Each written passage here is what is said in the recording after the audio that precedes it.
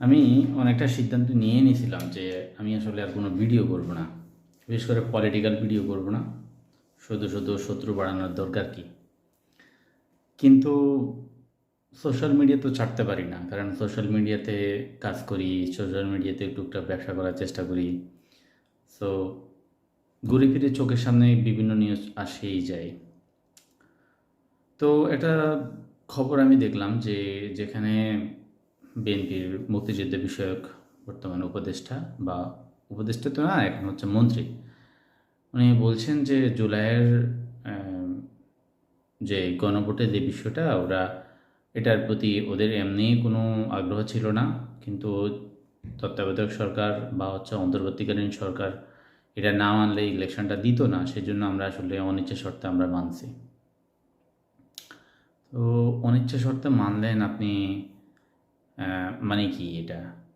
আপনি অনিচ্ছা শর্তে মানছেন, অনিচ্ছা শর্তে ওনারা যদি নির্বাচন পিছায় দেয় তাহলে সেক্ষেত্রে মানে কি? এটার তো কোনো কথা হইতে পারে না। আপনি তো সৎ, আপনার তো ওই ব্যাপারে এরকম একটা জাতি ইস্যুতে তো আপনাকে তো সৎ থাকতে হবে।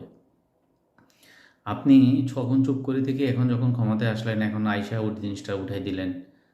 মানে আপনি বুঝেন আপনার এই জুলাই সনদটা কী জিনিস? এটা কাদের?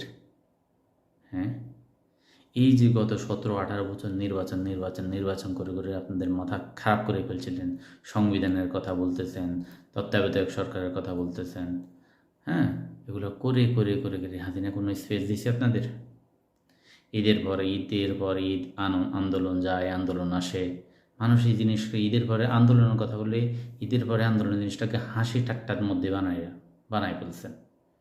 এই 17 বছরে কত মানুষ মারা গেছে, কত মানুষ গুম হয়েছে, কত মানুষ কত জায়গায় চলে গেছে। মানুষ আশাই শেষ করে দিয়েছে যে বিএনপি আর 2041 সালের আগে কখনো ক্ষমতায় আসবে না।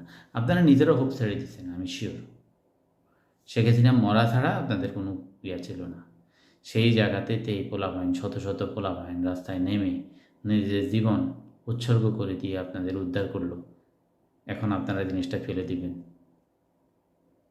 তাই তো?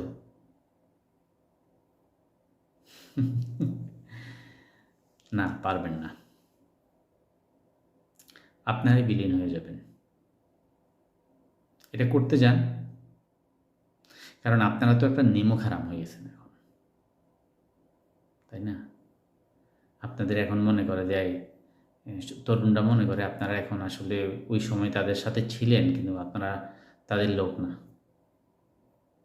আপনারা এস্টাবলিশমেন্ট পক্ষের লোক।